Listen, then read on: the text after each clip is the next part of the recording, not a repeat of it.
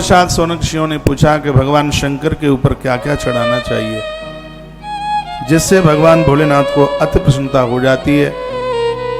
इसके बारे में आप बता दें तो प्रभु आपकी बहुत बड़ी कृपा होगी। क्या क्या चढ़ाएं जिससे उन्हें प्रसन्नता होती है। तो कहा कमलई बिल्व पत्रईश सतपत्रईश तथा पुनः घोर गरीबी का नाश हो जाता है महादेव के 108 नाम लेके 108 कमल के फूल हर शुक्रवार को भगवान शिव के ऊपर चढ़ाए जाए। कमल परमात्मा का नाम है एक कमल नयन, क्योंकि भगवान नारायण 1000 कमल रोज महादेव के ऊपर चढ़ाते। इसी ग्रंथ में वर्णन है कथा। एक दिन भगवान ने एक कमल का फूल छिपा लिया, चुरा लिया। अब भगवान रोज चढ़ाते हैं तो उनकी माला में वो तो एक कम पड़ गया। भगवान की जपने की माला 1008 वाली है, तो एक वो कम पड़ गया। चला कहां गया, नियम खंडित हो रहा है। तो मेरे प्रभु अपनी एक आंख निकालने को तैयार हो गए। आंख चढ़ा के संकल्प पूरा करूंगा। जैसे ही नारायण आंख निकालने को तैयार हुए, पिंडी फाड़ कर महादेव प्रकट हो गए। कहा रुकिए, मैं तुम्हारे ऊपर प्रसन्न हूं। मैंने परीक्षा ली थी, आज से भक्त तुम्हें कमल नयन के नाम से जानेंगे। तब से भगवान नारायण का नाम कमल नयन हो गया। से महापुराण में लिखा है, घोर गरीबी कर्जे को निपटाने के लिए। ये टोटके नहीं है, ये सब वर्णन है इसमें। और ये आप 14 नंबर के अध्याय में मैं पहुंच गया हूं, जहां भगवान भोलेनाथ के ऊपर विविध प्रकार से कुछ सामग्रियां चढ़ती हैं जिससे वह अपने आप में अति प्रसन्न हो जाते हैं। लिखा है कि कमल बिल्व पत्रईश सतपत्रईश तथा पुनः शंख पुष्पी का फूल भी आता है, पत्ता भी आता है। शंख पुष्पी शंकर जी को चढ़ाने से वाक सिद्धि हो जाती है।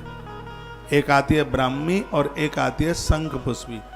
माताएं शंख पुष्पी के पत्र या फूल महादेव के ऊपर चढ़ाएं किसी भी प्रकार की। देखो, नारी को इतनी बीमारियां होती हैं वो डॉक्टर को भी नहीं बोल सकती, तो उस रोग निवारण के लिए शंकर के ऊपर चढ़ाई गई सतपत्रई कहते हैं शंख पुष्पी।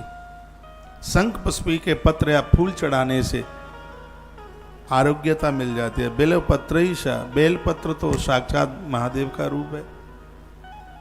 परसों के दिन आपने सुनाई है, दरिद्रता को नाश करने के लिए तीनों पत्तियों पर श्री लिखी है।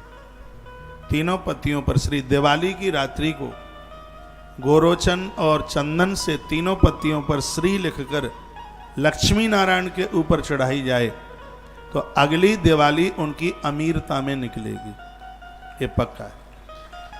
लेकिन इसका मतलब ये नहीं है कि पैसा ऊपर से टपक जाएगा, तो ये भरोसे भी मत रहना। तो फिर अमीरी कैसे आएगी?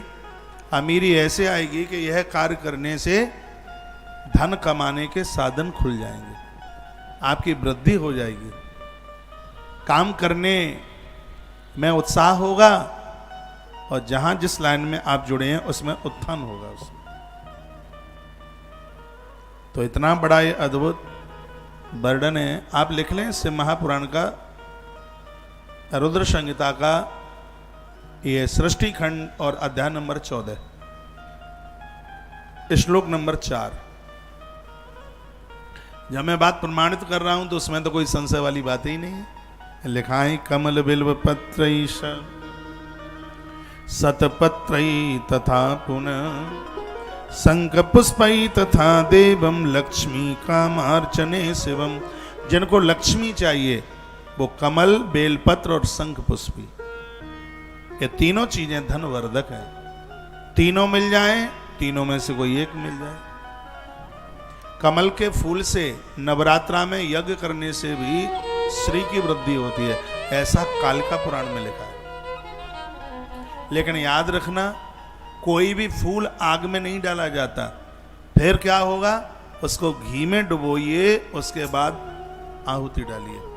यदि सीधा फूल अग्नि में डाल दिया तो माता लक्ष्मी रुष्ट हो जाएगी, क्योंकि पुष्प में मां लक्ष्मी का वास है। जब अग्नि में फूल डालते हैं, बहुत लोग पुष्पांजलि के समय पर पूरा मुट्ठा का मुट्ठा भर के फूल अग्नि में झोंक देते हैं। ये जघन्य अपराध है। जहां पर कुंड की योनि बनी है, पुष्पांजलि वहां छोड़ी जाती है, आग में नहीं डाला जाता पुष्पांजलि का फूल। हाँ, आपने घी में डुबो करके सुरवा के ऊपर रख करके फिर आपने फूल की आहुति डाली है, वो श्री वर्धक है।